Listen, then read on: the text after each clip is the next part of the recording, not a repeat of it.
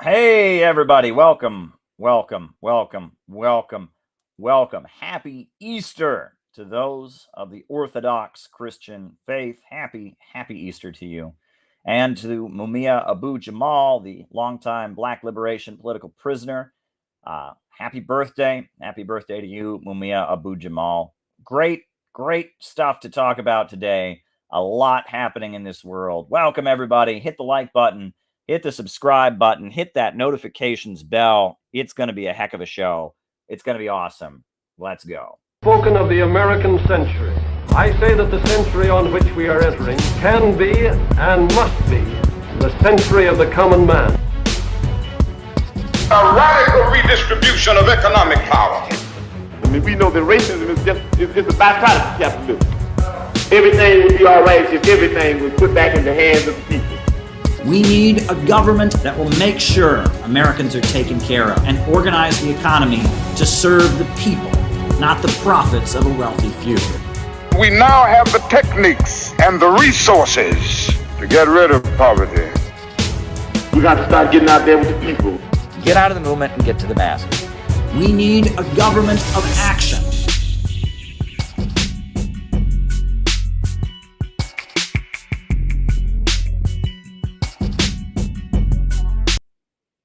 Welcome, everybody.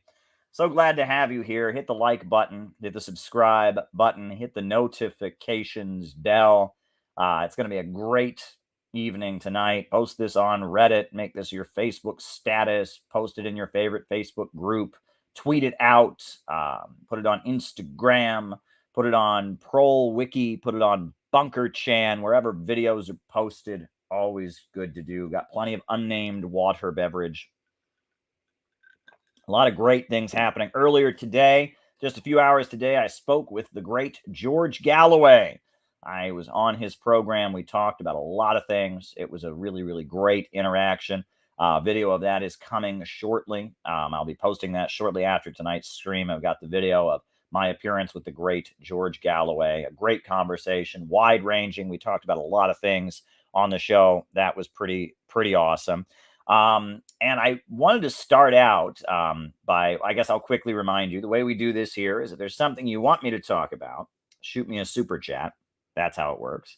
Shoot me a super chat and I will talk about it in the second half of the show. But I give my opening remarks, and then from there, we do the roll call where I call you all out as I see you, names and locations. Names and locations. I call you out as I see you. And then after the roll call, after the opening remarks, then I answer super chat questions for the rest of the night. That is how the show works. So if there's something you want me to talk about, I see we've already got one here. Is Israel considering a potential split from the USA? I write it down. That's how it works. I write it down. All right.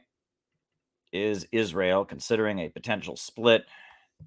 Is Israel considering a potential split from the USA? I write it down, and then in the second half of the show, I answer it. So if you have a super chat, shoot it my way. Shoot it my way. That would be great. If you want to help us out, if you want to become a big supporter of this community, the Patreon is a great way to support us. You can support us on Patreon. You can support us on Patreon. Great way to support us. And there you go. There you go, folks. Yeah, it's going to be awesome. So I guess we'll just jump right into the opening remarks. If you have something you want me to talk about, by all means, go ahead and shoot me a super chat. So for my opening remarks, I wanted to keep it pretty simple today. Keep it pretty simple. One of the things I wanted to show you all in my opening remarks was some video from the John Brown Volunteers, Students and Youth for a New America, Center for Political Innovation outreach that went on today. I understand there are people doing outreach. There were two different cities in which we had a literature table and leaflet distributions going on. One of those was New York City, and they're still out there in New York, right? The sun is still quite high in the sky, and so they're out there in New York arguing with people and handing out leaflets and winning people over to anti-imperialism. Shout out to Char Char Darling. Shout out to Don D and NYC for the work that they're doing. But in Washington, D.C., they were out there earlier today. And of all places, they were in front of the White House. They were in front of the White House. Shout out to the great Keaton. Keaton was out there. Elizabeth was out there. Max the Sax was out there. A few others were out there with them. Madeline, I believe, was out there, and another activist from Students and Youth for a New America were out there. Obesity, a crime of U.S. capitalism. Very good super chat question. And so it was pretty awesome. So I got some of the video. Macron wins. Yeah, we'll talk about that. Macron wins. I thought we would just show some of the video of what went on at the White House today. This is today in front of the White House, where the President of the United States lives, in Hyde Park, the park facing the White House. This is what happened today. We've been told who the enemy is. The enemy is Russia. The enemy is China. The enemy is your next door neighbor. The enemy is a Republican. The enemy is a Democrat. Well, the only enemies that the American people have right now are on Wall Street and are on London. You know, they're trying to get us into a frenzy, foaming at the mouth, wanting war with Russia, and wanting you to stand with the Nazi-aligned regime in Ukraine. The enemies of the American people are the enemies on Wall Street, not Russia. Russia, during the American Civil War, to prevent the British, who were secretly backing the Confederate States of America, Russia sent their navy into New York Harbor to protect us. During World War II, Russia and the United States fought side by side against the Nazis. We liberated Europe with the Russians. Nowhere in the American spirit and with nowhere within our history has it been guaranteed that we have to be the enemy of Russia. Russia is not a national security threat to America. The national security threat to America is on Wall Street. It's the banks. It's the Republicans. It's the Democratic Party. That's why we want you to join the Center for Political Innovation. We stand for rebuilding the country. We need student loans to be forgiven. We need a mass program of redevelopment of infrastructure and of economic engagement in the world on win-win cooperation. We need to end American imperialism, which has only destroyed the people of America and the people around the world. And as American patriots and as American socialists and as patriots fighting for a new America, we... All right. All right. That was pretty awesome. I mean, that is really, really great. That should be happening every day in front of the White House. That should be happening every day in front of the Congress. That should be happening every day and Wall Street. And we're making it happen. I mean, we're building an organization. The Center for Political Innovation is on the move. Now, I am going to do something today that I don't normally do, but I do it every so often, and it's a risk. I mean, trust me. And in the second that anything goes wrong, we will shut it down. But I think we're going to open it up today. So if you have a webcam and you're willing to show me your face, don't have a mask on. Don't just, you have to have your face showing and you have to not be a creeper. I am going to let you hop on. So I'm posting the StreamYard link, and it is totally at my discretion. But yeah, if you hit this link, you can come on the show. We'll take 5 or 6 guests here. We'll take 5 or 6 guests who can just come on and give us a piece of their minds. That would be awesome. So if you have a webcam and you have the ability to just hop on with your phone or with your webcam, you got the link there, and we'll talk about it. But I guess I just wanted to prep you all that I did my appearance with George Galloway. And one of the things I said on the show with George Galloway, you'll see it later, is I said that Wokism is a false messiah. And I said that a lot of people around the country, they have a feeling that something is wrong, and they're angry about it, and they're upset, and they have a feeling in their bones that something is deeply, deeply wrong in the country. Basically, they have a feeling about that, and they were hoping that Wokism basically offers redemption. It offers a redemption, and they were hoping that would clean things up. But as we're seeing, all of the pain of life in America is still there. All the suffering is still there. All of the loneliness and hopelessness is still there. And because of that, people are wondering, what do we get to? Well, the reason that wokeness is a false messiah is that Yes, the United States was founded on the genocide of Native Americans. Yes, the United States was founded on slavery. No question about that. No question about that. But you can't redeem it by changing the names of colleges. You can't redeem it by getting rid of statues. The problems are rooted in the economic foundations. And to lift the curse hanging over U.S. society, you ultimately need to move towards socialism. And in order to do that, you have to bring people together, not tear people apart, not cancel them, not divide people. So on that note, I see Max the Sax is waiting. I think he might still be setting up, but there's a couple other people here. Like I said, I have to be able to see your face. I'm not going to let just anybody in, right? I mean, there was been, people come in and something looks not right to me in the chat. I'm not going to bring you on. But the first person I'm going to bring on, and like I said, if this goes badly, I just kill the stream, and that's that. If this goes badly, I kill it, but I'm going to bring on the first person who calls themselves, this is a person who calls themselves non-smoker. Welcome, non-smoker. How you doing? Hey, good, Caleb. How you doing? Can you hear me? I can hear you. What's new? Cool. It's good to talk to you. I've been a long-time viewer. Cool. I guess my question is it's a little vague, but I think, I'm strongly with Russia in the whole conflict. And I feel like despite, my feelings and your feelings, many communist feelings, it's a very, very unpopular war among regular people. So I'm wondering, what do you think is the best way to talk to regular people about the conflict? Now, do you mean it's unpopular in the sense of what Russia is doing is unpopular, or Correct. the U.S. getting in? Oh, okay.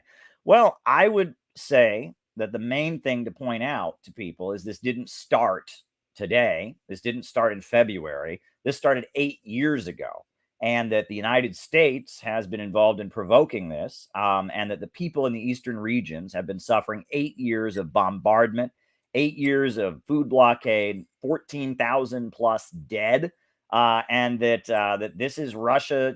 Russia has tried to just, oversee the Minsk Accords and let these folks in the eastern regions reintegrate back into Ukraine. The Ukrainian government refuses to do that.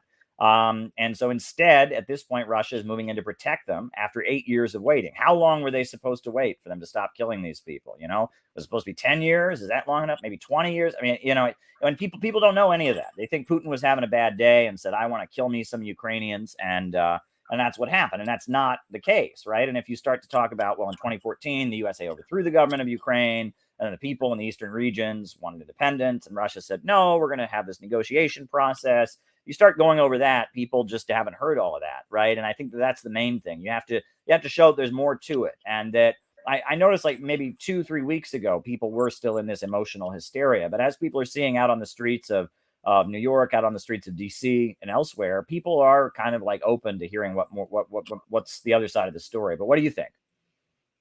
No, I agree. I'm actually a history teacher. So I try my best to talk to my students from that perspective. Like, okay, if we look at the conflict historically, this didn't just pop up out of nowhere. What is this rooted in? And I think if you go that approach, there's really no getting around like the idea that there was a need for Russia to intervene. So I agree with you on that, but it's hard. Oh, sorry to cut you off. Do you teach high school? Do you teach college? Where do you what do you teach? I teach high school, and Okay. I teach in like an alternative school for kids with like drug, alcohol issues, mental illness. So, yeah. So, yeah. Well, it sounds like it might be challenging work sometimes, but it might also be very rewarding, to know that you're making a difference in these kids' lives that have had a hard time. Definitely. I mean, I gave up having a union working for the DOE in New York City. But in exchange, you're right, I get like an opportunity to work with pretty unique kids. So that's pretty cool. Yeah. How did you stumble across this channel? Actually, so I kind of found you through Haas. I mean, okay. I was a big, I still am like a big Infrared fan. And he just kept talking about Caleb. So I'm like, who's this Caleb guy? And then I started getting into your streams, and I've been watching you for, I don't know, like maybe 7-8 months about. Nice. And yeah, I mean, I'm a big fan, man. Like I've learned a lot just watching your your streams and your old videos. So definitely keep it up. All right. Well, good to hear from you, non-smoker. Glad to have you on. And a very good question. Shout out to you and congrats on the good work you're doing, helping kids that are in a tough spot. Thank you. Thanks, Caleb. Yep. All right. And now we got the great Max the Sax, Max Reed. How you doing, Max? I'm doing good, Caleb. Can you hear me? Yeah. So let's be clear. Now, was that you in the video? It looked kind of like you. I have a suspicion that was you. Was that you? Yeah, that was me. With Students in Youth for a New America and I knew it. I knew it. Okay. But tell me more. What was it like? Because I know that was just like a 1 minute clip. What was it like being out there in the street in Hyde Park today? It was good. It was good talking with average Americans. A lot of people were passing by, a lot of tourists. A lot of people who weren't Americans gave us thumbs up, came up to the table, talked briefly with us. I actually got into an interesting debate with like this older guy. And he actually said, and this is the line that liberals are saying now for some reason. They're saying that, yeah, there's neo-Nazis in Ukraine, but it can't be too big of an issue because Zelensky, is of the Jewish faith. And, and I replied simply, okay, well, we elected Barack Obama in 2008. Is America not a racist country? Is there not racism in America?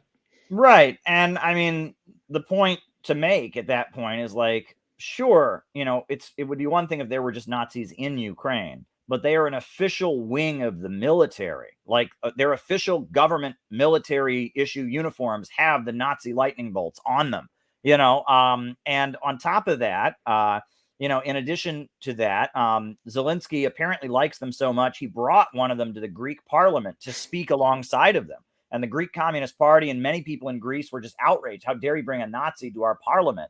And they're tearing down World War II memorials. And they outlawed all the socialist parties, but they've kept the Nazi groups legal. I mean, it's like, if that was all Russia was saying, is there happened to be Nazi groups in Ukraine, yeah, they would have a point, but they don't. The crazy thing, and this is also worth pointing out about that, is Zelensky took power on a peace platform. He won 73% of the vote because he was going to try to bring Ukraine back together. And these forces, these Nazi extremists, are so well embedded in the Ukrainian military that he couldn't do it, and that they have a threat on him, basically. So yeah, but did you have any interesting interactions with people where they, like people from different walks of life? Did you hear anything that wouldn't really surprise you, or that did surprise you, I guess, when people were engaging with you out on the streets of DC? No, not really like anything like too unique. People were, open to the message. People wanted to hear what we said. People wanted to hear what we stood for. Yeah, it was a nice event. It was good that we got out there. I wish we brought a megaphone, because there was this one guy that was like ranting about Trump and all that, and I'm like, oh, okay, yeah, but like Biden's our president. Why are you still ranting about like Trump and the threat? Yeah, because I heard in the background of the video, like some recordings of Donald Trump talking, it sounded like. Is that what that was? Is that Yeah, right? yeah. It was this guy who like spliced together recordings of Trump like saying stuff, and it's like, okay, like. Yeah, well, I mean, you can get a sound system. I mean, they cost a couple $100. It's a good investment. One thing to watch out for is a lot of cities have sound ordinances. So if the police show up, and they tell you to turn it off, just turn it off so they don't confiscate it, because then you're out a couple $100. But yeah, we have a sound system in New York. Some other people I know, and it's a good investment. I mean, once you have a really nice sound system, you can really raise some awareness. A lot of people can hear you. I don't know what their restrictions. I mean, if this guy had his sound system going, there you go. I also heard that some people were, bought some books in the park today. Were you part of that? Do you want to tell about that? Yeah, people were interested in the books. We actually, the 2 copies that I brought to the event of Jesus Was a Socialist, those sold out really quick, like, hotcakes. Nice. So it was good. People were interested in the Kamala Harris book, because, people don't know much about, like, especially Kamala specifically. That book is a really good, I like what you did with that book, because it's not just a biography. Like, you just, you go over the entire, like, history and, like, analysis of the American ruling class and, like, where Kamala fits into that kind of ordeal. Yeah. Well, and she could very well be president, and no one knows anything about her except that she's a narcissist, which, I mean, that's pretty obvious at this point. I pointed that out. That book was published in September before the election took place, but no one knew anything about her. And now we know that she's incompetent. We know her staff are all coming out and saying what a nut she is. But in that book, I get into a lot of detail about her, about the divisions in the ruling class. So I hope people read the book and learn something from it. Yeah. Do you have anything else to share about today? Any other comments you want to make? I just want to tell people that I'm not really that exceptional. I'm just an 18-year-old from the DC region. I'm not the best speaker in the world, but anyone can do this. Any one of you watching this program, if you want to join the Center for Political Innovation, if you want to sign up on our website or join Students in Youth for a New America, you can do this. Anyone can speak. I mean, I can speak, but Yeah, well, you were great, and that image of you holding the sign, that I made a still of it, and that photograph is already circulating the internet all over the world. So, congratulations, Max! Congratulations to everyone who was out with you today, Keaton, Elizabeth, Madeline, others. Really, really great to have you all out there. Shout out to the Students and Youth for a New America Club of the Beltway DC region. All my best. All right, talk to you soon. Talk to you soon, Caleb. Sure. Folks, I wanted to I just put this clip together because I don't know if you remember. You probably don't remember if you're young. You might remember if you're not young. But before I show that, I do want to remind people, again, I'm going to take a few more people. If you want to hop on, I'm posting the link in the chat. I'm posting the link in the chat. If you want to come on and make some comments or say something, you're totally welcome to do that. The link is available in the chat. But while we're waiting for somebody else to hop on in and give me a piece of their mind, I wanted to just show this clip. I don't know if people remember the Tea Party back in 2009, but that was basically after Barack Obama got elected. All the Republicans started having these protests against taxation. They all suddenly became libertarians. The T stood for taxed enough already. It was the Tea Party. It was a homage to the Boston Tea Party, and it was this Barack Obama is a communist, Muslim, fascist, and they were against it. And really, the left, we should have found a way to go to those rallies and engage with people and win them to socialism. We didn't do that. It was a mistake. And I think I've been rethinking our approach. But I remember while that was going on, there was a very funny YouTube channel. It's not very active now. I think they're still around. They were called Red State Update. And they had kind of a humorous reaction to the Tea Party. And they then mentioned in their humorous reaction to the Tea Party, they mentioned one of my favorite musical groups of all time. So I'm just going to show briefly that a clip of that. This is from the Red State Update. It's not very long, but it shows them dropping a reference to one of my favorite musical groups. So I'm just going to play that. Yeah, welcome, Red State Update. My name's Jackie Bro. And I'm Dunlap. Jackie, did you attend a tea party today? Oh, hell no. I didn't go to no damn tea party. Good Lord. Tea party sounds like what a little girl has with her dollies, yeah. Yes, but also what good Americans do to reclaim their country. Oh, look here. I don't like protesting. No, sir. I don't think no good ever come from nobody protesting nothing, yeah. I think at least a couple of times. When the hell did Republicans turn into damn hippies from the 60s? I tell you what, good Lord, Obama got it so messed up in the head, got Republicans out there acting like damn hippies, waving signs or screaming and hollering and naked, grooving on each other, good Lord, wearing Revolutionary War costumes. Hippies didn't wear Revolutionary War costumes. Then what the hell was Paul Revere and the Raiders? I tell you what, I hate them damn Paul Revere and them damn Raiders. The last madman of rock and roll, Mr. Paul Revere and the Raiders.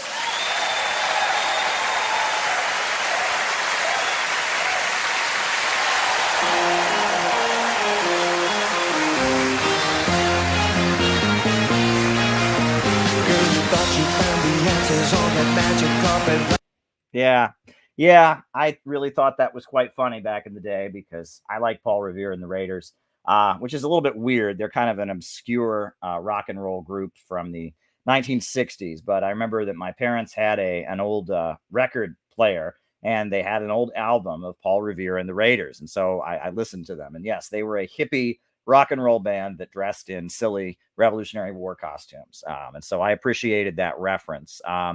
But there you go. That was kind of my my little humor there when I saw them mention that. But we should have found a way to relate to the people in the Tea Party. We should have found a way to engage with people that were in the Tea Party and win them to socialism. They're mad about taxes. They should be, because why should working families have to pay taxes when Jeff Bezos doesn't? Why should Why should working families be hit with the tax burden when Bill Gates and the big monopolies don't? And it's wrong. I mean, the tax code is certainly rigged, but it's rigged by the big capitalists who control the government. And so there you go. I'm dropping the link in the chat if you want to hop on and say a few words. You can certainly do that. We'd love to have people come on. But yeah, one of the things that I spoke about when I spoke with George Galloway earlier today is I said that wokeism is a false messiah, because so many people have turned to wokeism because they understand and they know the curse hanging over U.S. society. They can feel in their bones that something is deeply, deeply wrong with the United States of America. There's something rotten in the state of Denmark, and that the curse of how this country was founded as not a nation, but a country synthetically created by capitalism, people from all over the planet brought to one place by the chaos of the market and the greed of big corporations, the international slave trade, the sweatshop labor, millions who died, or thousands who died building the railroads, the slaughter of the Native Americans, the horrors that have gone on, stealing Arizona and New Mexico and Texas and Southern California, stealing them from Mexico, and what Abraham Lincoln called one of the most unjust wars ever fought to expand slavery. The USA has a very, very ugly history. And that curse certainly hangs over U.S. society. It absolutely does. And I've talked about fruit of a poison tree, in the legal profession. If you steal some food, in the legal profession, if the police come into your house without a warrant, and they don't have a search warrant, and they come into your house, what they find when they get there is inadmissible, because it's the fruit of a poison tree. And the United States is very much fruit of a poison tree. However, you're not going to be able to solve this problem by simply changing the way you talk, by simply moralizing it, by simply tearing down statues. You're not going to be able to change U.S. society that way. The problems are rooted in the economic foundations of capitalism, a system where profits come before people. And the solution is the people of this country, Black, white, Arab, Asian, Latino, coming together to take control of the means of production. The banks, factories, and industries and centers of economic power should belong to the people. Socialism means abolishing the system of profits in command, production for profit, and replacing it with a rationally organized economy.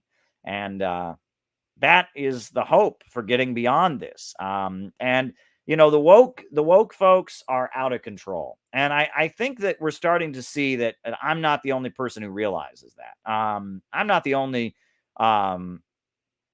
person who realizes that. Now, I'm dropping the link into the chat. If you want to hop on and say a few words, you got your webcam out. Love to bring a few guests on. If things get weird, I will shut it down. And if I see you in the chat and I get like a weird feeling out of it, I'm not going to bring you on. But yeah, if you want to hop on and say a few words, anyone who's in the chat, if you got a webcam, if you got your phone, you just want to click that link and hop on and say a few words, I'd love to have you. The link is just posted in the chat, the StreamYard link. I'd love to bring you on. But basically, the wokeness is an attempt to try and make U.S. society better without addressing the economic foundations. And people are getting pretty tired of it. Alice Walker, longtime anti-imperialist, longtime progressive, she wrote The Color Purple, which is one of the most famous feminist Black revolutionary novels about the oppression of Black women. And it was just a widely read and celebrated novel. And they have gone after her. Barry Weiss of the New York Times has just gone after Alice Walker. And what is Alice Walker's crime? What is the crime of Alice Walker? For what is Alice Walker being canceled? And why did they ban her from the Bay Area book fair? What is Alice Walker's crime? Well, her crime is that at one point they asked her what books were on her bookshelf. They did an interview with her, what books are on her bookshelf, and she mentioned that she owned a book by David Icke. David Icke, he's a conspiracy guy. He's the lizard people, the magical lizard people conspiracy guy. She owned one of his books. So fucking what? Okay, so she owned a David Icke book. Oh my God! Well, but Caleb, don't you know that like David Icke, he went and talked to somebody, and that makes her responsible for everything David Icke ever said. And David Icke once said this, and this is somehow proves that. That's how these red brown people are. They're nuts, right? But she owns a David Icke book. And she has been critical of Israel. But she's not just been critical of Israel. She's also been critical of ways in which Israel justifies its behavior by referencing the Talmud. And she argues that some of the Israel's crimes are justified to the Israeli public by invoking the Talmud. Now, I don't think I would go there. I don't, I don't blame the crimes of Christians on the Bible, though there's plenty of awful things in the Bible, right? I mean, stoning disrespectful children to death, and women are not allowed to speak in churches, and, but I wouldn't go there, but she went there. Okay, well, maybe she regrets going there. I don't know. But again, that's not, she's not a Jew hater. She doesn't want to murder Jews. And in fact, she has been protesting for years alongside, people of Jewish heritage for many, many years, for Mumia, for supporting Cuba. She is an anti-fascist to her core. And the fact they've gone after her so viciously just shows you they'll do this to any anti-imperialist. Alice Walker is definitely an anti-imperialist. A lady Jon Stewart interviewed claimed the USA had good social programs during segregation, only restricted them in 1964 and didn't want to include black people. All right, I'll write that down. USA had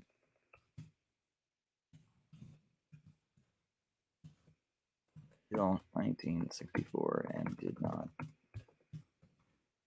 include black people. All righty, we'll write that down. There's a grain of truth in that, but I don't think it's exactly right. But there's certainly a grain of truth in that. We'll get into that later during the Q&A. But yeah, like I said, if anyone wants to jump on and make a few comments, we heard from somebody already. I'm dropping the StreamYard link. Another super chat question. Do you believe in order to organize, we'll eventually need to work with the woke folks? If so, how can they be convinced? Ooh, I've got something to say about that. How can we convince over? All right. Very, very good. So yeah, if anyone has anything to say, I just dropped the link in the StreamYard. But basically, yeah, it was a great show. Now, Peter Coffin, the great Peter Coffin, good friend of this program, he apparently appeared last night on a Better Discourse panel with Destiny Stephen Bunnell and Lauren Southern. Lauren Southern is a right-wing Canadian voice. Destiny Stephen Bunnell is the BreadTube Kingmaker. And Peter Coffin was on a panel with them and apparently did a hell of a job, just a kick-ass job. I haven't gotten a chance to watch it yet, but I intend to. Peter Coffin is awesome. Miss ACD, she is awesome. The two of them do the Pact. I call it the PACD podcast, but it's the Pact podcast, and they are tremendous folks. And I'm really, really excited, really excited to see Peter Coffin's appearance on the Better Discourses panel. It's going to be awesome. And Peter Coffin is apparently now writing a book about wokeness. So that's pretty cool. That's pretty awesome. So there you go. Very, very good. Somebody jumped into the chat, into the StreamYard. If I can see their face, I'll bring them on. I have to see their face first. That's generally how these things work. Yeah, if they can load, I'm just seeing black on their screen, but if they can get their webcam going and I can see their face, I'll let them on. If anyone else wants to come on, that would be awesome. We'll keep it open for a little while longer here. I just want to give a chance for my audience to come on and give me their point of view, but that's how these things work. But there we go. Other news, I got a few things. I guess someone already sent a super chat. We've seen that Macron has won the election. I mean, is that good? No. Is it better than Le Pen winning? Not really. I mean, I can imagine that for French folks that are of Muslim heritage, it might be better. For people in France who are, maybe economically less better off, it might be better. But at the same time, Macron is an imperialist. Macron is a globalist. He's in alliance with NATO. He's anti-Russian, and Le Pen would have been better for the world. Maybe not better for France, but better for the world. So, it is what it is. yeah, I mean, we're talking about Imran Khan. He was the leader of Pakistan. He's been forced out for being anti-imperialist, for standing with Russia and China. But the people of Pakistan are in the streets by their millions, demanding that Imran Khan be reinstated. Yeah, it's pretty wild what's been going on here. So yeah, any update on CPI Chicago? We'll write it down. So there we go. That's kind of where we're at. So listen, folks, I think I'm going to end my opening remarks here. So we're going to do our roll call, names and locations. If somebody hops on, I might bring them on. But we'll do the roll call, names and locations. Then I'll just start answering the super chat questions. So who's with us tonight? Names and locations. Who's with us tonight? Say your name and location. Luke from Ohio is with us. Welcome, Luke. Who else is with us? Names and locations. Who is with us? Names and locations. Names and locations. Who's with us tonight? Names and locations. Names and location. Lawrence, Kansas. Mr. Shoppin. Isaiah from Madrigal, right? JT24 in Mississippi. Chapel Hill, North Carolina. Niall Fraser in Hong Kong. Isaac in Vancouver. Madonna in Iran. Shout out to you, Madonna. Longtime friend of the program from Iran. Right? We got St. David's, Bermuda. We got Anthony in Detroit. Rouge Valley. Gribble Report. West Virginia, Redneck Red. Billy Kane. We got Marissa from Washington State. Marissa, you should be a mod, I think. You should be a mod. I'm going to make you a mod, Marissa. That's what I'm going to do. I'm going to find out how if I can roll up the things. I think you're going to be modded. You are going to be a mod, Marissa. If I can just roll up and find you here on the other screen, I will make you a mod. I'm in a mod making kind of mood, right? Is that a thing? Is that a thing? A mod making kind of mood? My goodness. I think I have to change what is this? Oh, there you are. Okay. I'm going to make you a mod. You are now a mod, Marissa. Very, very good. Welcome, Marissa. We got NP in Colorado. We got Sarajevo, Bosnia. We got Tim in France, East Germany. Hi, Caleb. We got Laney Peterson from HLN News. Very, very good. HLN TV. Very good stuff. Stevie G in Detroit. We got Carl Gold in Australia. We got Bongo Jerry, the Dark Side of the Moon. We got Yada Yisrael in Chicago. We got Nigeria in the house. We got Adam in Shanghai, China. We got Grant in England. We got Lee in Sheffield, right? We've got Chase in Big Texas. We've got Max from Virginia. Leipzig, East Germany is with us. The great state of Washington. Sam Netton is with us. Welcome, Sam Netton, Historical Progress. My good friend out in China is with us. Longtime friend T. T is in China. Longtime friend of mine. Shout out to you, T. We got Chris Hemphill in New York City. Shout out to you, Chris. We got Lily in Boston, good friend of the program. Lily did a great video yesterday at the Earth Day rally they had in Boston. Just tremendous stuff. Laney Peterson in Chicago, great stuff. Kieran from San Diego. We got Ben Rubenstein in Nicaragua. Shout out to Ben. Ben does great work, great stuff. Ben is awesome. Great guy out there in Nicaragua. Georgia Swan in Boston. We got Anna Hart, Yuri in Green Bay. All right. We got who else is with us tonight? We got Brad from St. Louis. We got Supreme in California. Good stuff, folks. We got a lot of people here with us tonight. It's really awesome to have you all with us tonight. So awesome to have you all here. We got Vegas. Somebody is in Vegas.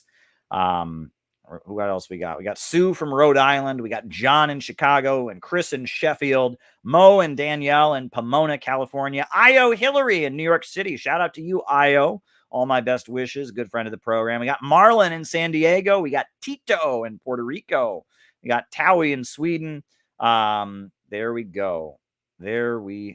Good stuff, folks. Good stuff.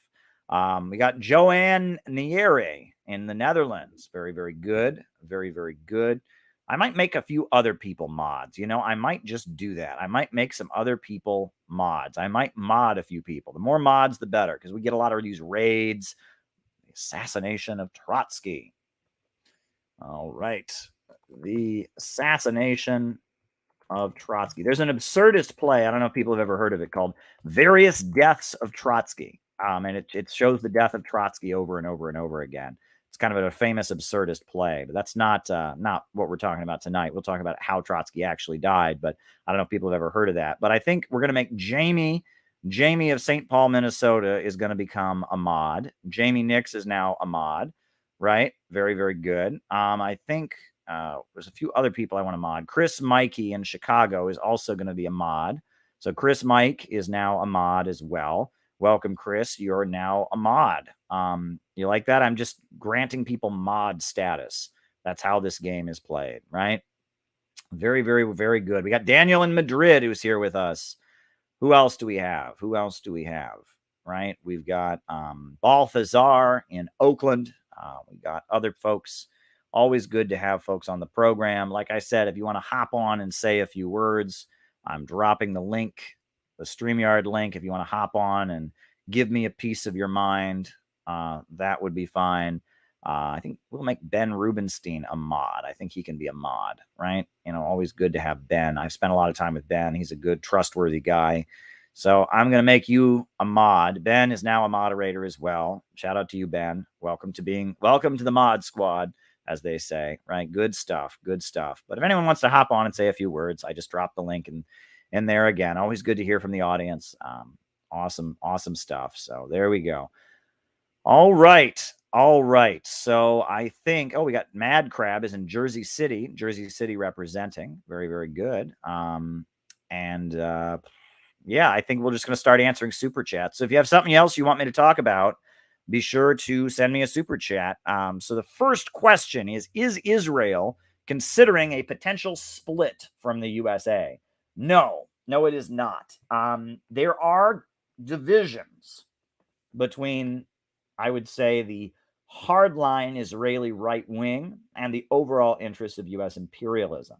Benjamin Netanyahu's faction is very much of the feeling that the United States is holding Israel back. And this is a long-time argument among hardline Zionists. They argue that U.S. support for Israel restrains Israel some way. The USA will condemn the settlements. The USA will criticize Israel, and that there are some hardline Zionists who want Israel to stop getting U.S. support so that Israel can then just, they argue Israel could just go crazy and kill all the Palestinians and remove them all and stuff like that.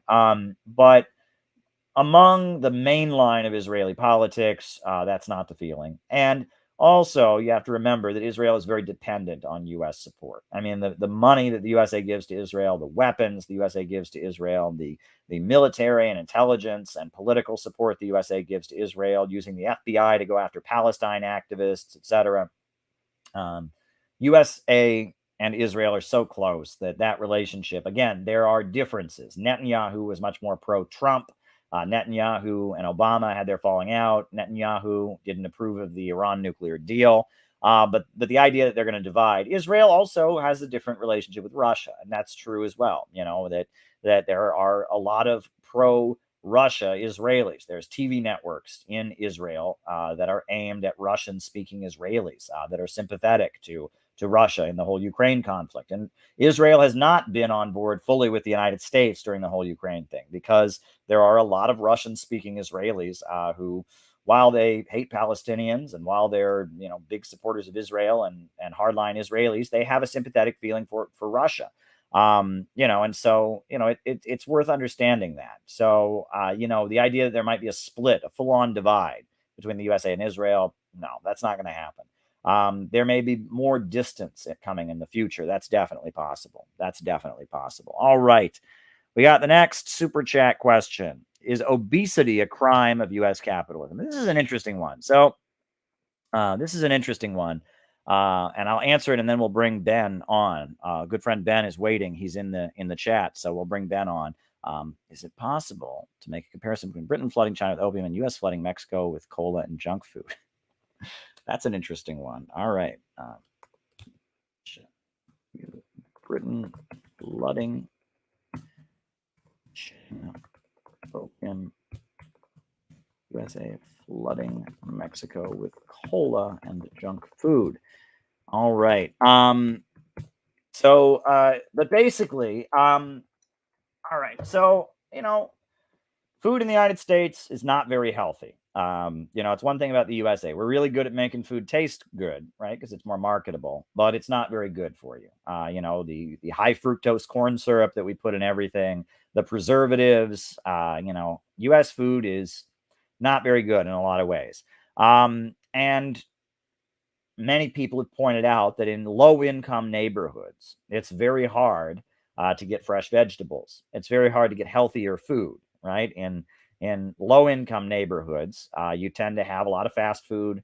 You tend to have a lot of grocery stores that don't have fresh produce, etc. They talk about food deserts.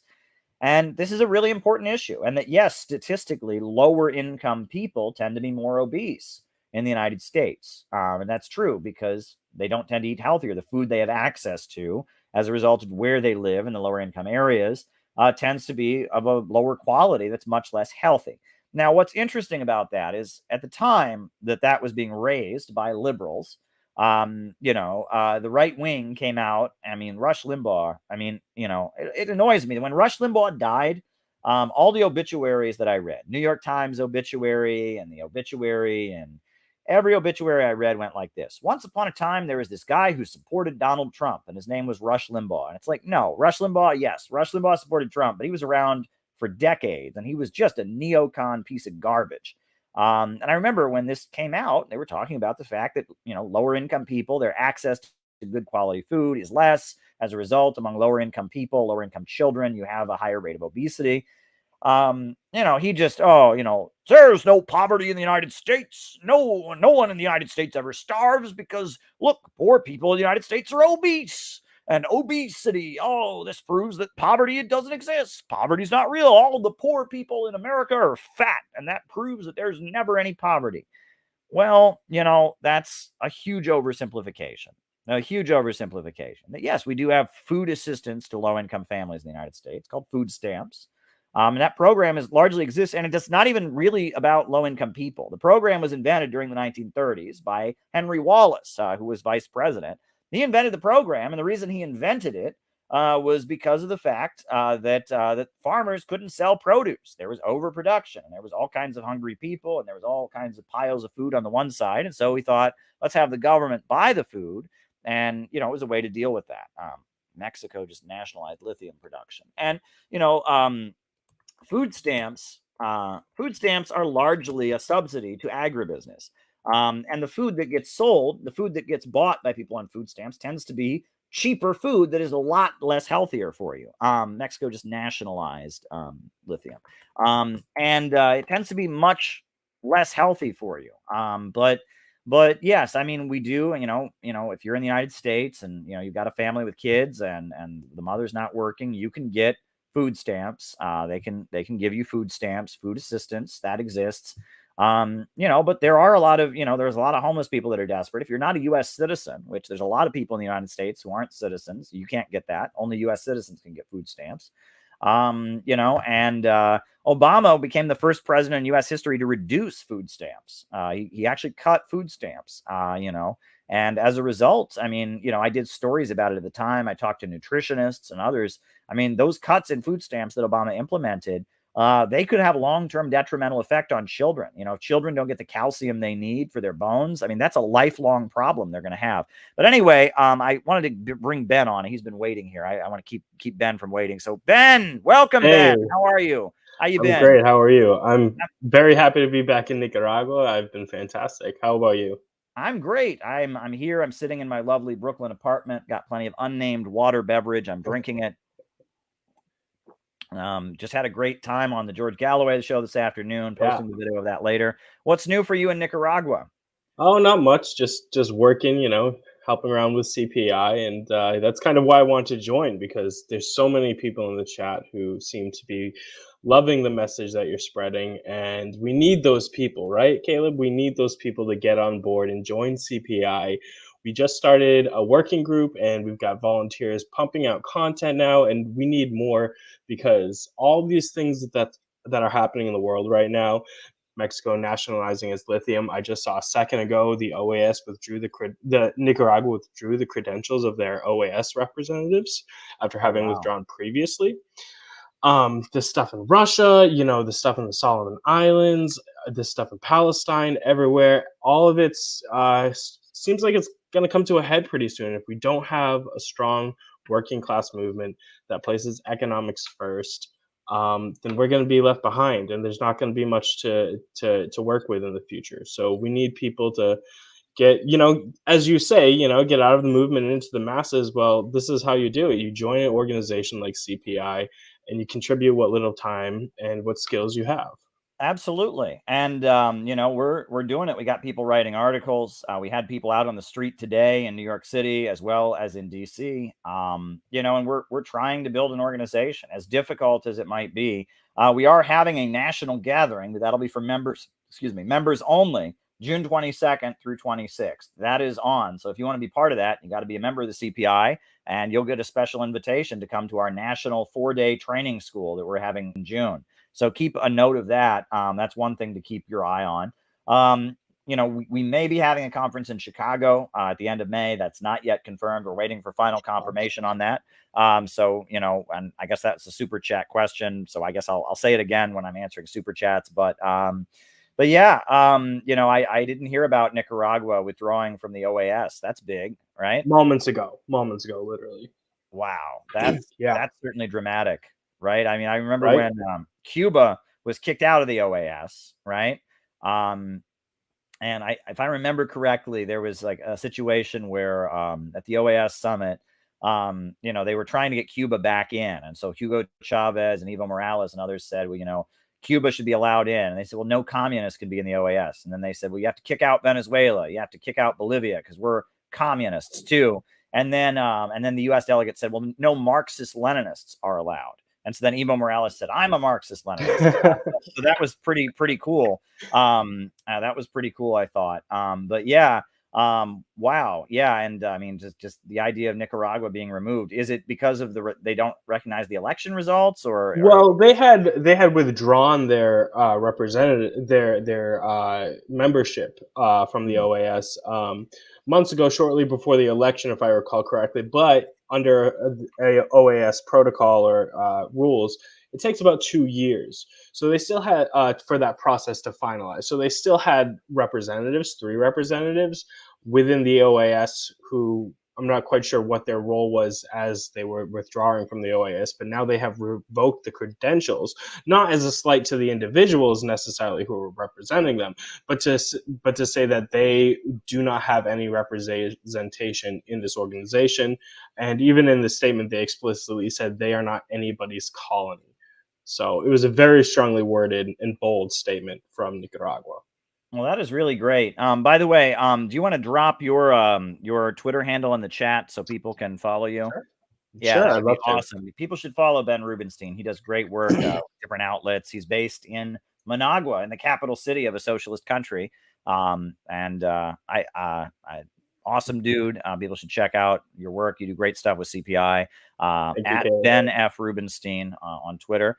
All right. Well, anything else you want to share with the audience here? Nope. Just join CPI. We gotta get out of the movement into the masses. Out of the movement to the masses. Dare to struggle, dare to win. Talk to you soon, Ben. Good luck. Bye, Caleb. Thank you. Bye-bye. Yep. All right, everybody. Wild times we got here. Wild times. There might be another clip I show to all of you before we end this stream. But before we get to that, I'm probably just going to keep answering super chats here. But I think it's always better to just hop on here and do these streams. Some people say, well, you shouldn't do a stream, Caleb, unless you've written a prepared script and you're prepared to give us all a lecture about the dialectical economics of Bolshevism in the year 1850. And that's not my attitude. Sometimes I come on here and I have a well-written, prepared script, and I know exactly what I'm going to say. But other times I just want to come on here and just hang out with all of you. You all are my Sunday evening pals. We're hanging out, and it's fun.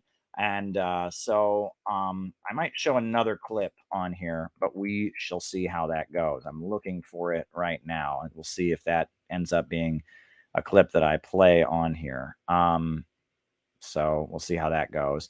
But anyhow, let's go on to the next super chat question. Macron wins. Thoughts? Well, not happy about Macron. He's a garbage president, a pro-imperialist. Le Pen was slightly better on international issues. I would say better, I guess, Le Pen was on international issues. But that said, at the same time, that she was better on international issues, she wasn't as kind to Muslim folks. She was pretty unfriendly to Muslim folks in the country. Not very pro-union and such. So it's mixed. I mean, she's not like an American neocon. She's more of the hard right, but she would have been better, I think, for the global situation. She didn't want to fight with Russia the same way that Macron does. So, I mean, it is what it is. It's disappointing. And it shows that ultimately what we need is a left-wing form of populism, right? We need socialist populism, not the populism of the right, because at the end of the day, the right wing is about excluding people. It's about reinforcing social hierarchies, arguing some people are just better than others. And when you do that, when you argue that some people are just better than others, that by definition means you're excluding some people. And excluding people is not good. When you exclude people, that tends to result in people not being heard and the voices of some people being left out of the conversation. So we need a leftist populism, an anti-imperialist populism, a socialist populism. That's what we need. Okay. Why does Naomi Klein? All right. Why does Naomi Klein say China did shock therapy after 89? We can talk about that. Very good. All right. Now, this is an interesting one. The USA, someone said they heard on Jon Stewart's podcast that the USA had good social programs until 1964. And after that, they went away because it didn't want to include black people. That is not exactly true, but there is a huge amount of truth in that. And let's talk about that. All right, let's just talk about that. So there really was no welfare state to speak of in the United States until Roosevelt. There was a little bit of one. The very beginnings of the welfare state came during the U.S. Civil War. And actually, I learned about this in college. I took government bureaucracy. The very beginnings of the welfare state in the United States started during the U.S. Civil War because there were all these small farmers in the United States. And Abraham Lincoln needed them to go and fight the South. And if you're a small farmer, you're not very likely to join the military. Why? Who's going to take care of your wife and kids if you die? Right? I mean, they were able to recruit a lot of young unmarried men, but if you're married and you're a small farmer, you're fucked. I mean, if you get shot, your wife and kids are going to be destitute for the rest of their life. And so there were a lot of small farmers that said, hey, I've got an obligation to my family. I've got an obligation to my country also, but my wife and kids are a little closer to me and I don't want to go die. I don't want to get my head shot off and my wife and kids then be homeless. And so Abraham Lincoln realized this was a recruiting problem for the U.S. military. So they came up with an act, basically, that widows and orphans, as a result of war, if the father of your family died in the Civil War, you would get a pension. And that was like the first welfare program they ever had. And it did wonders. A lot of farmers signed up and were willing to join the military, understanding that if they got killed, their wife and kids would be taken care of. But there really wasn't much of a welfare state beyond that. Thomas Paine, one of the founders of the country, one of the agitators of the American Revolution, he wrote a book advocating for a guaranteed minimum income. That would exist. Basically, every community would pay a certain tax, and that tax would be used to subsidize the minimum income to all citizens. But he was not listened to. He was considered to be very far left, radical. He was a supporter of the French Revolution. He was a supporter of the Haitian Revolution, and he was not really listened to. But it was really with Roosevelt, you had the very beginning of the welfare state, right? Roosevelt, 1936, he was facing almost all of Wall Street wanted him out, right? The big corporations wanted him out. The National Association of Manufacturers wanted him out. Henry Morgan wanted him out. Henry Ford wanted him out. But the Rockefellers supported Roosevelt. And so Roosevelt, in order to stay in office and in order to have the United States not align with the Nazis during World War II, Roosevelt took a swing to the left. and he entered an alliance with the labor unions and with the Soviet Union, right? He basically said he recognized the Soviet Union. 1935, I believe, the USA recognized and established diplomatic relations with the Soviet Union. And then Roosevelt, and after the strike wave of 1934, right, you have to remember, 1934, there were 3 major cities in the United States that were shut down by communist-led strikes. Toledo, Ohio, communists led the auto light strike, and members of something called the American Workers' Party and members of the Communist Party shut down Toledo, Ohio. And then in Minneapolis, the Trotskyite communists of the Teamsters Union, they shut down Minneapolis with the Teamsters strike of 1934. And then in San Francisco, the Communist Party, Samuel Darcy, and Harry Bridges and other people, they shut down San Francisco, the great dock workers strike of 1934 in San Francisco. So you had 3 different cities shut down by communist-led strikes. In the South, the communists were organizing sharecroppers unions. You also had textile workers on strike.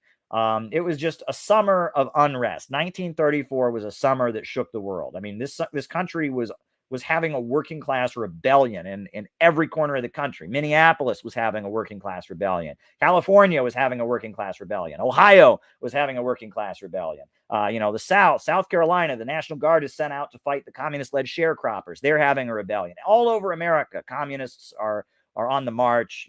Hundreds of thousands of people are becoming sympathetic to communism. Winning in Ukraine. And so Roosevelt is facing, there was an attempted military coup against him in 1934 that wanted to set up a fascist dictatorship. Henry Ford is openly talking about, fascism. The leaders of the American Legion, which is a veterans organization, they're talking about setting up a Mussolini-style dictatorship in Washington. So Roosevelt is facing all this opposition, and his backers, his financial backers, because he's longtime old money New York, are the Rockefellers, the oil bankers, the Rockefellers. But his enemies, they're the factory owners. So based on that, Roosevelt entered a strategic alliance with the factory owners. Roosevelt entered a strategic alliance with the Rockefellers and supported the labor movement and supported labor unions. And so Roosevelt was reelected in 1936. It was an overwhelming victory, even though it seemed like all of Wall Street was against him. The CIO supported him. The Communist Party, they ran their candidate for president, Earl Browder. But Earl Browder in the 1936 election basically said, "Don't vote for me. I'm just running to make a political statement. Vote for Roosevelt." The campaign slogan of the Communist Party was democracy or fascism. Roosevelt was democracy. Roosevelt's enemies were fascism. And Roosevelt won the 1936 elections. So immediately, the factory owners across the United States started laying workers off, basically in protest. And it was more or less a strike by the capitalists. They didn't want to pay Roosevelt's taxes. They didn't want to pay taxes to pay for things like Social Security.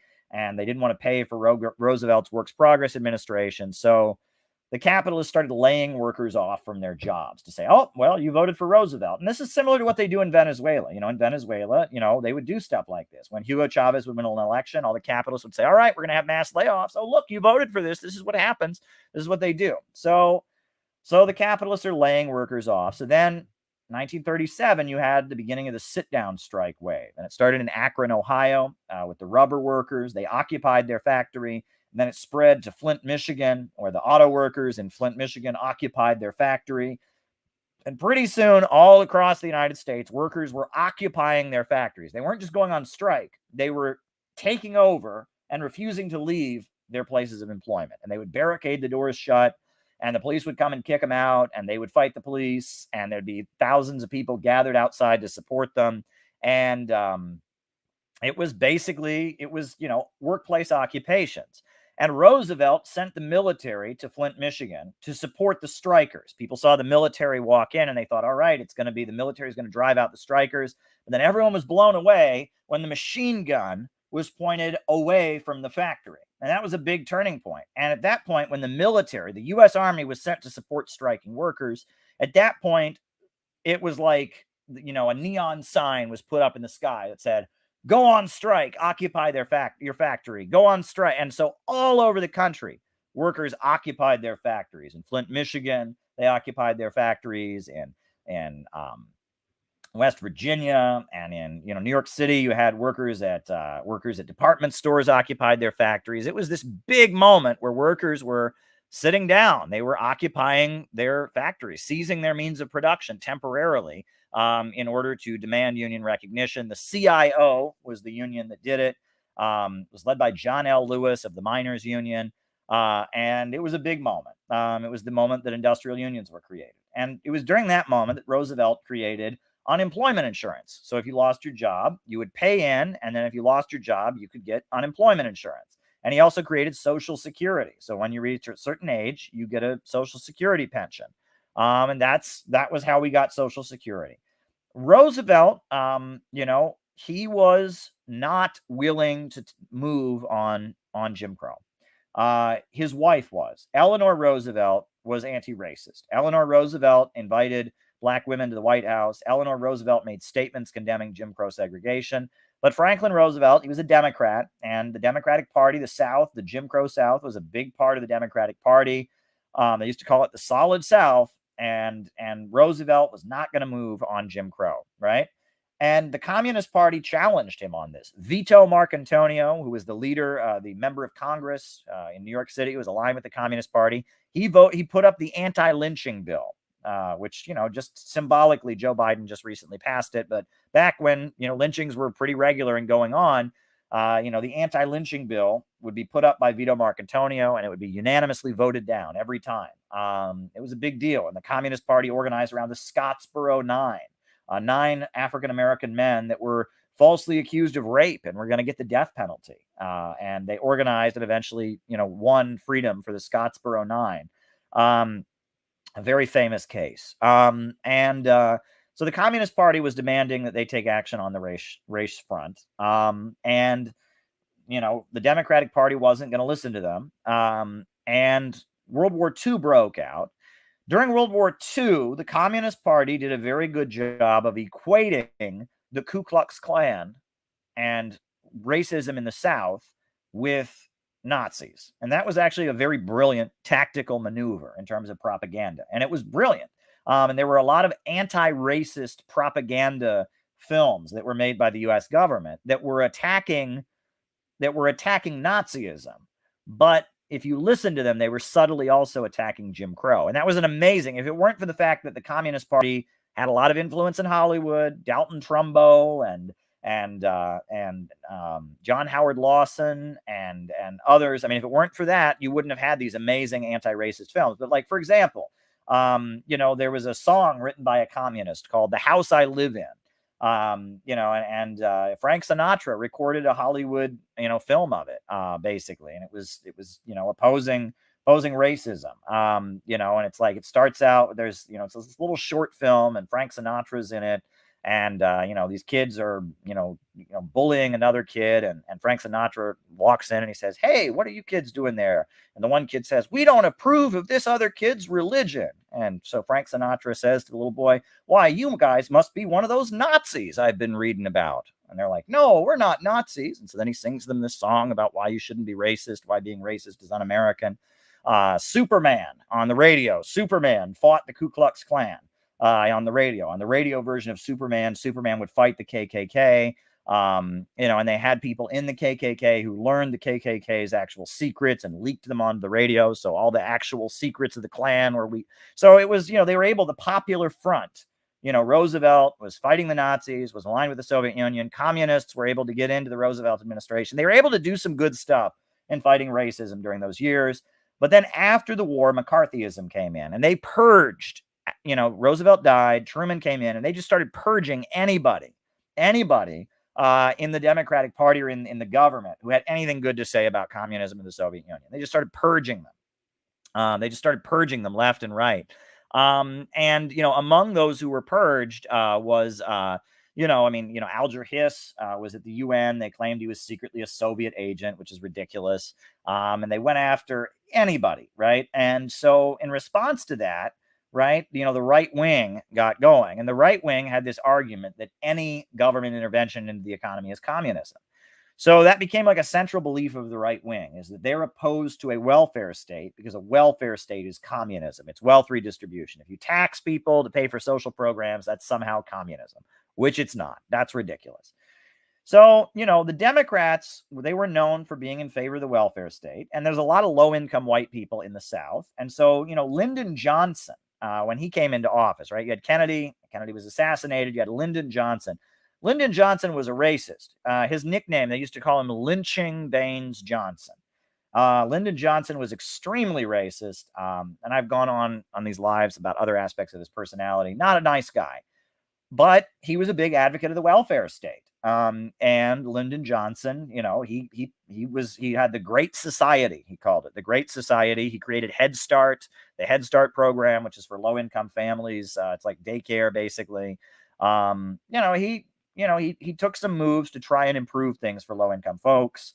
There was a faction they called the State Department Socialists, and they were pro-Vietnam War socialists who kind of worked with Lyndon Johnson. They were anti-communist, pro-Vietnam War socialists. Michael Harrington, that's the guy who ended up founding DSA. He was a Shachtmanite Trotskyite, and he ended up working for the Lyndon Johnson administration. He wrote a book called The Other America, and he advised Lyndon Johnson on how to make welfare programs. And that seemed to be the role. If you could say you were a socialist, but as long as you supported the Vietnam War, as long as you supported the Bay of Pigs invasion, there were some like right-wing socialists in the Johnson administration. Bourgeois democracy unleashes reactionary stuff.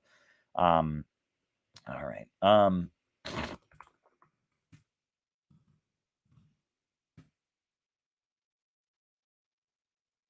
Stuff in Russia. And so, Lyndon Johnson, he passed the Civil Rights Act.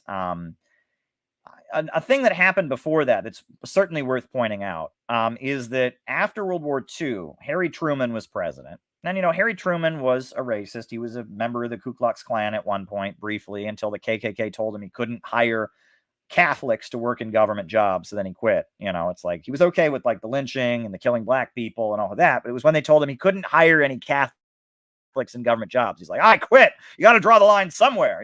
These things, it's really unbelievable. Harry Truman, the guy who dropped the atomic bombs on Hiroshima and Nagasaki, he was president, and Harry Truman wanted to create national health insurance. After World War II, he said, basically, we ought to have a national health insurance program. And it was going to go through. But the reason it didn't go through, was because of racism. Basically, the South was told, we're not going to build two hospitals. We're going to have the government's going to build hospitals. There's going to be one hospital, not a black hospital and a white hospital. We're building two hospitals.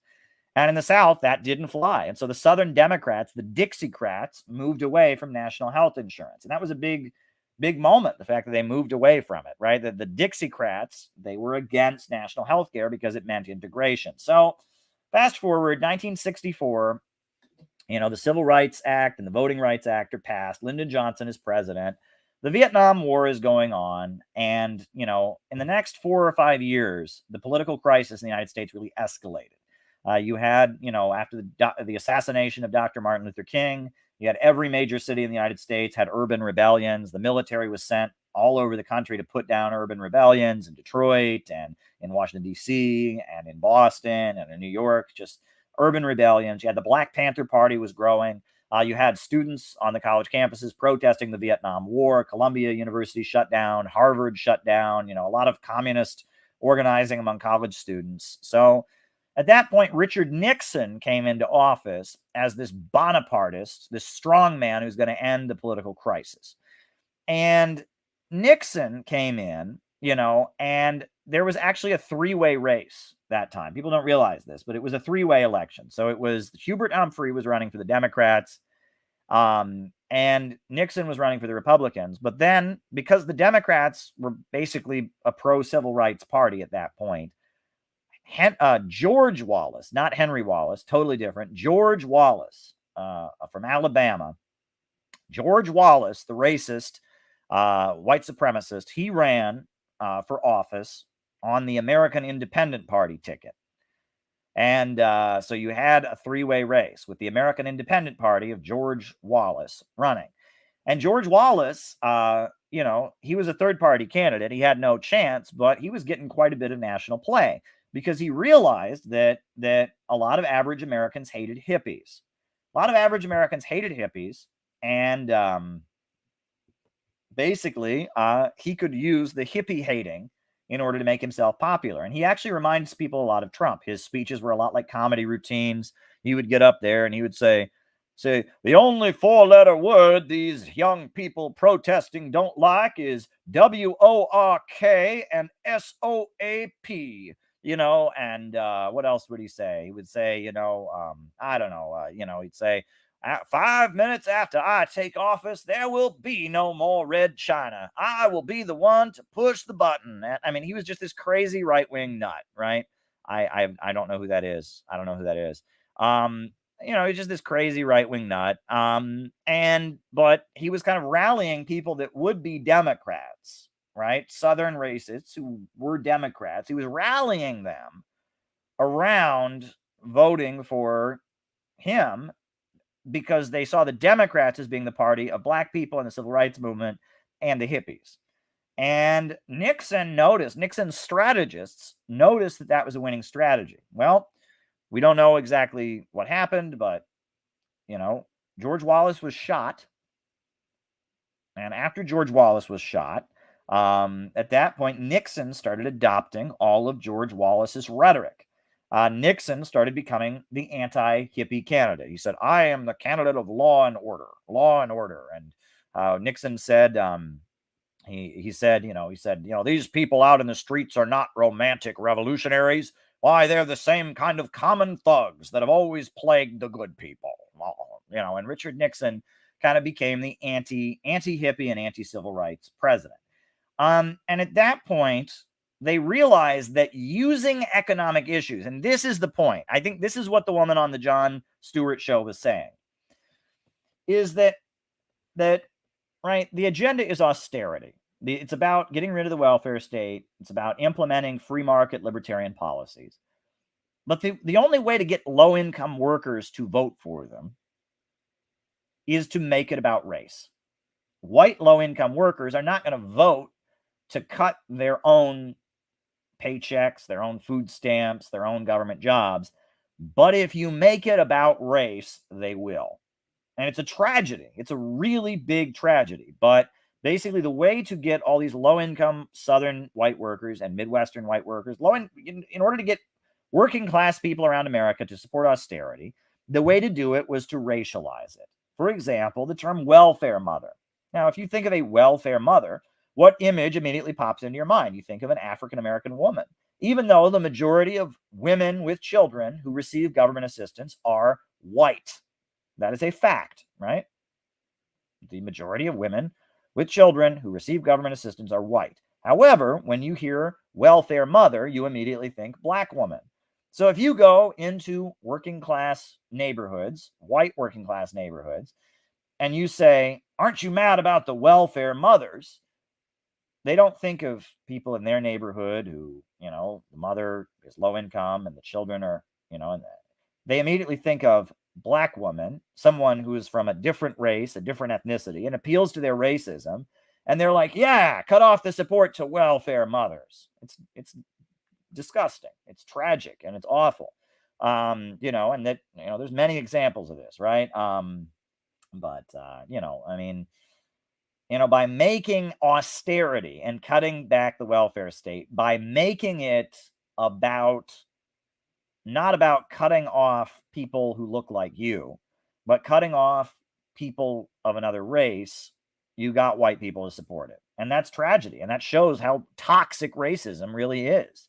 And it also, it's sad because the propaganda around it was not true. There's a documentary I watched years ago, and it was when Bill Clinton ended so-called welfare as we know it, when he got rid of one of the big welfare programs that we had in the United States. They interviewed 4 women with children who were going to lose their government assistance. And they interviewed one woman who was going to lose her government assistance, and she was in Appalachia, white woman. And she kept insisting that she supported getting rid of the program because of those black people. I mean, she didn't put it in those words, but in her mind, yeah, she actually needed assistance, but the black people don't. And everybody knows it. She said, everybody knows the black people are just, mooching off the system, blah, blah, blah, blah, blah. And like, she was losing her own benefits. She's white, her children are white, and it's the same program that aids people of color. But in her mind, this stereotype of black people are lazy, blah, blah, blah, blah, blah. And so based on that, she was supporting the government taking away her food assistance and her cash assistance. I mean, and it's a tragedy, right? And it shows how toxic racism really is. So the woman who's saying that on Jon Stewart's program, she's right in a way that by using racism, they were able to push austerity. That's true. But I guess I wouldn't frame it the way she frames it.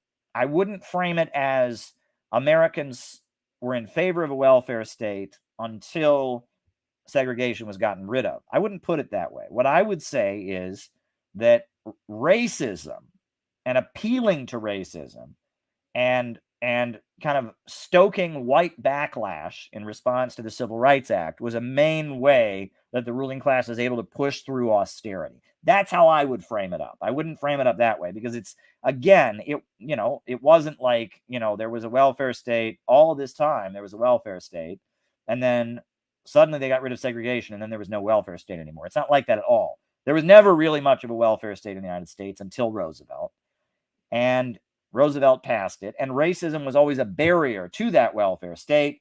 And then as a result of a huge episode of political and economic unrest and confusion in the country from 1968 to 1972, you had a resurgence of the right wing, and the right wing was using racism to push austerity.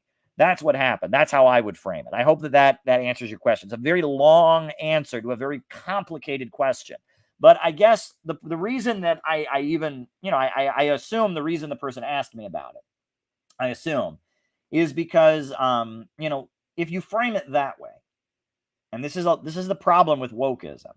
If you frame it that way, the way that this person, I haven't listened to the podcast, but the way this person framed it, if you frame it that way, it makes it sound like there's no economic problem. The problem isn't capitalism. It's just Americans are racist, and we need to just shout racist at Americans all day long. And if we just shout racist at Americans loud enough, and we come out with the 1619 Project to prove the whole reason the USA was created was just because of racism, and if we just shout racist, racist, racist at America, that'll solve the problem. And it won't, right? I mean, racism is built into the United States. That's true. And that, we do obviously need to combat it. And reinventing the United States, but it's rooted in the economic system. That is the problem. The problem is rooted in the system of capitalism and imperialism. And that if you just shout racist at it loud enough, it doesn't solve the problem. It doesn't solve the problem. And the biggest way to defeat racism in U.S. history has always been the picket line. I talked about the Flint sit-down strike earlier. Now, during the Flint sit-down strike, there was one black worker in the auto plant in Flint, Michigan, one at the Fisher Body auto plant. And when they marched out of the factory victorious after getting their union contract, they made a political statement by having the one black worker carry the American flag. And it was the Ku Klux Klan had tried to drive him out of the plant, and they fought the Klan. And the Black Legion, another fascist group that allowed Catholics, so they wore black robes instead of white robes, the people who killed Malcolm X's father, they had attacked the plant and tried to drive them out of there. But when they won, there was only one black worker in the auto plant, and they made a political statement of having him carry the American flag as they marched out victorious in 1937. And the CIO was an anti-racist union. The American Federation of Labor was historically racist, but when the Communist Party and John L. Lewis broke with the AFL and they formed the CIO was an anti-racist union. And because the CIO was an anti-racist union, they started winning victories. I talked earlier about in San Francisco, the San Francisco dock workers strike.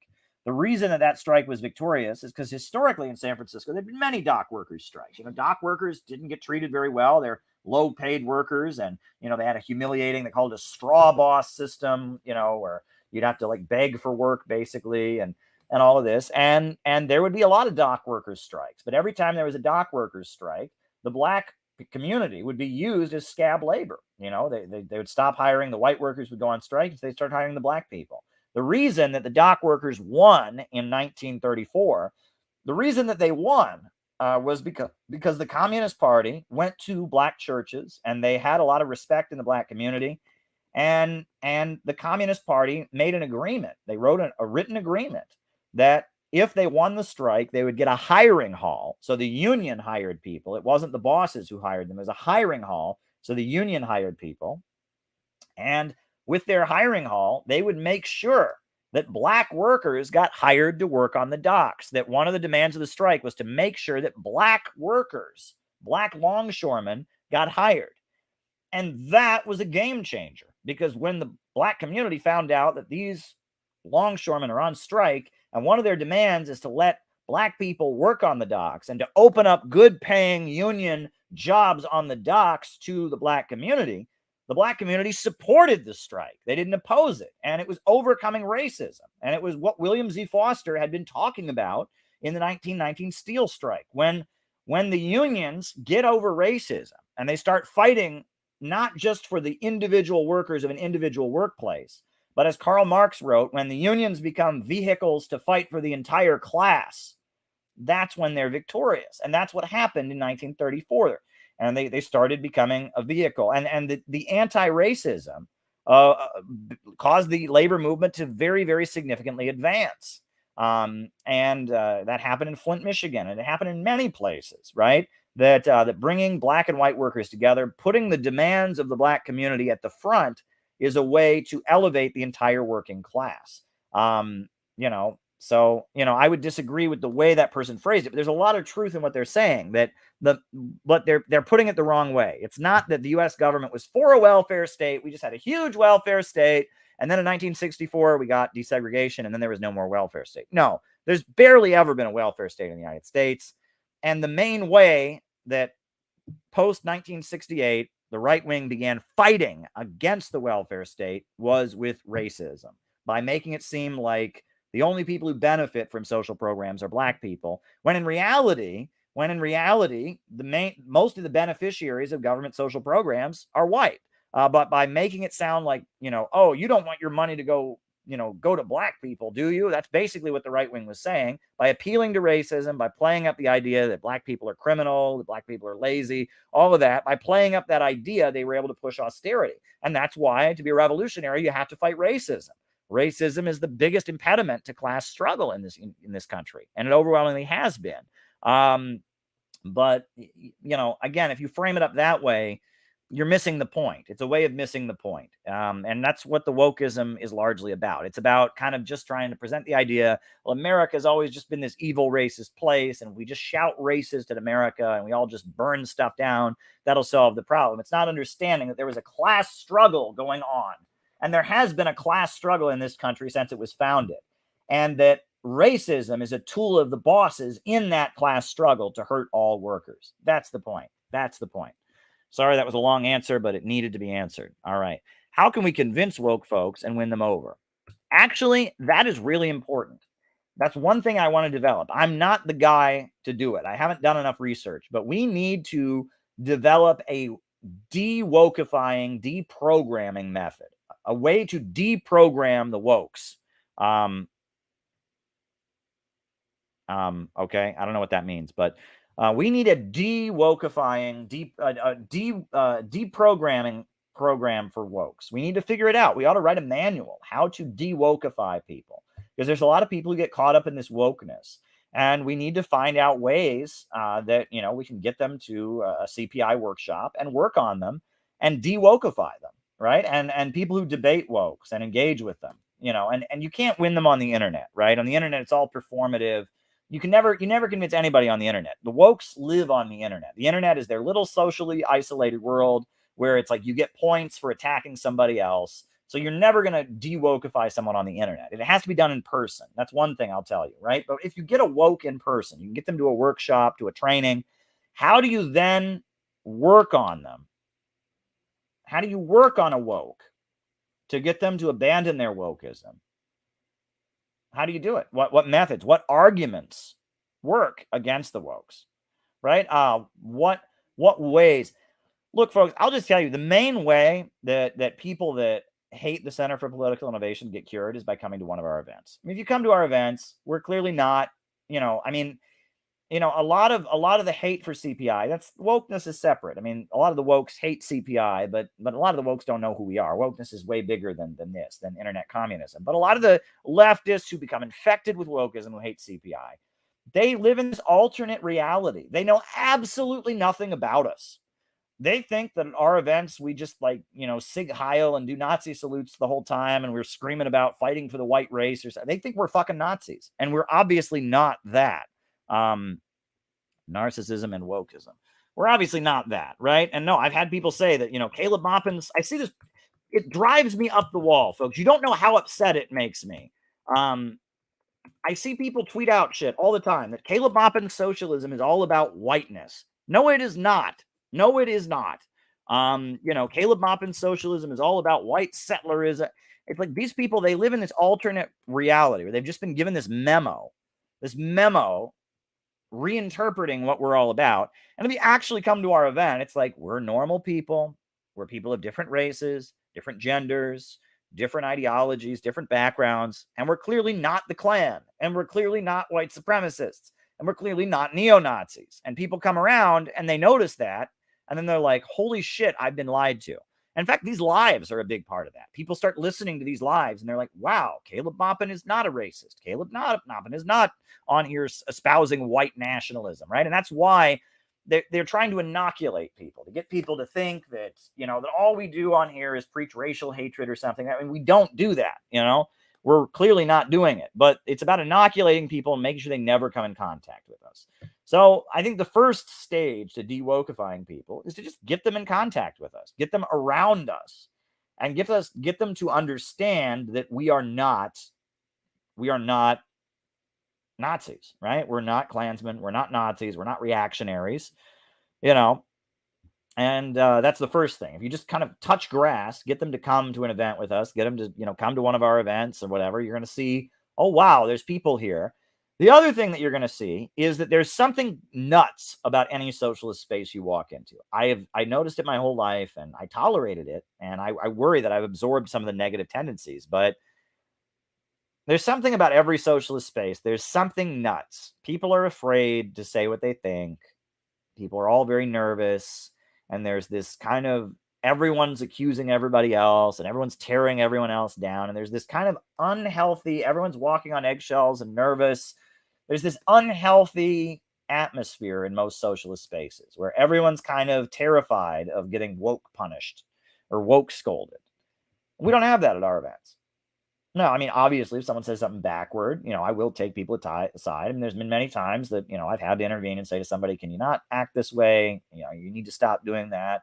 Occasionally there's somebody we have to tell them they're just so problematic that we have to get rid of them. But for the most part, I mean, people aren't walking on eggshells. And to be able to go into a socialist space where you're not afraid, where someone's not always getting scolded and yelled at, where, there's not always this whispering campaign where so-and-so is racist. Well, so-and-so is, there's not this like atmosphere of bullying. How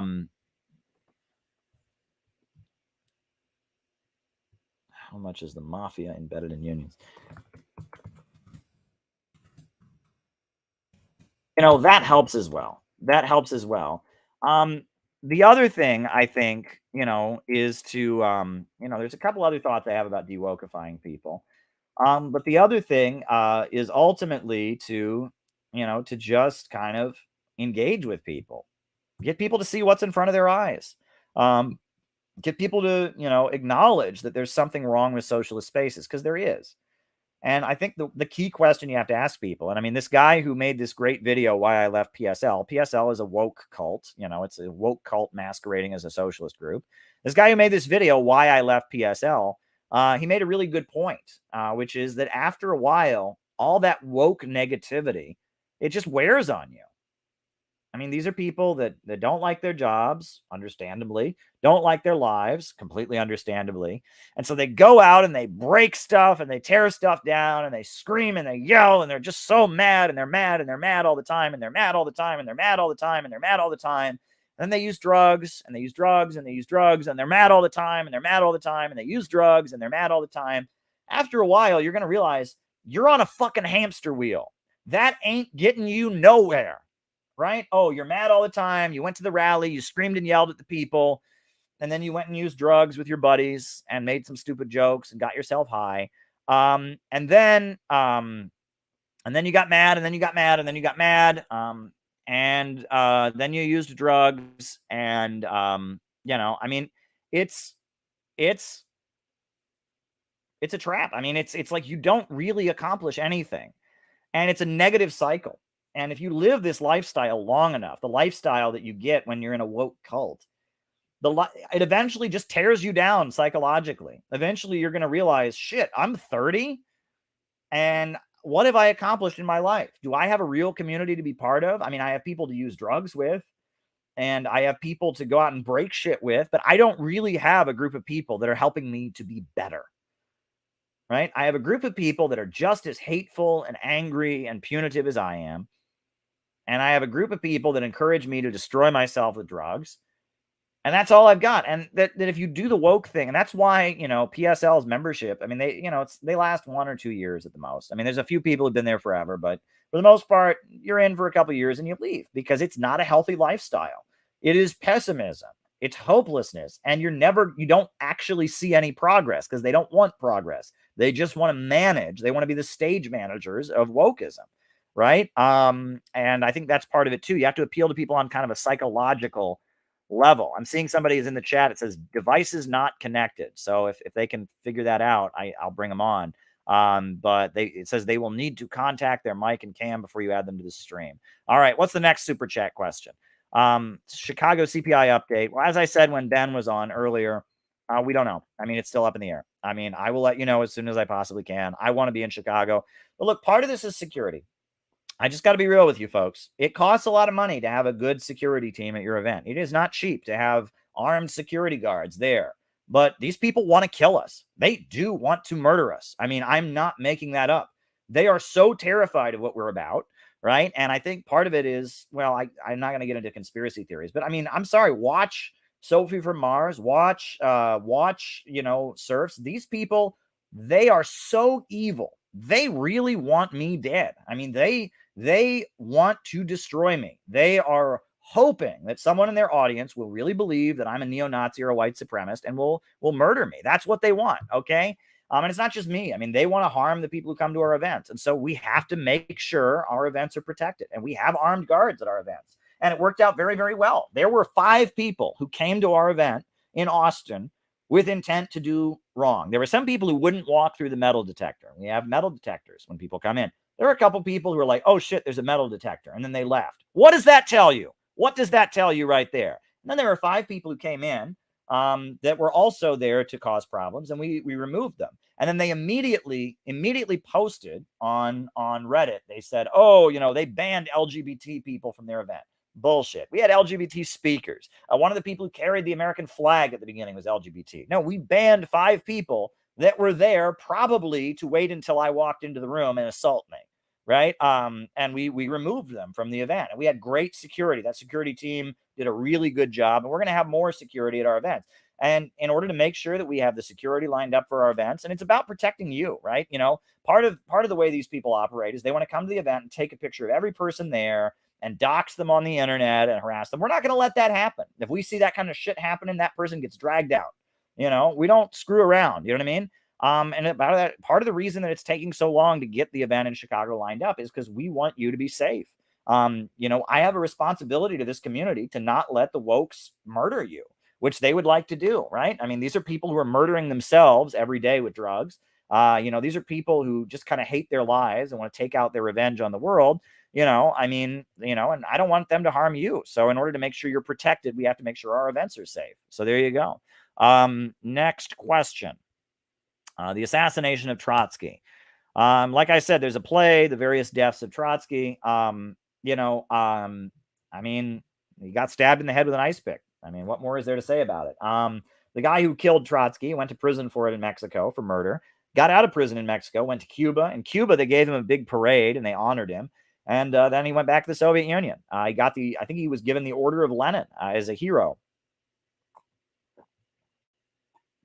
So there you go. The reason that Trotsky was killed, ultimately, the reason for it was because World War II was breaking out.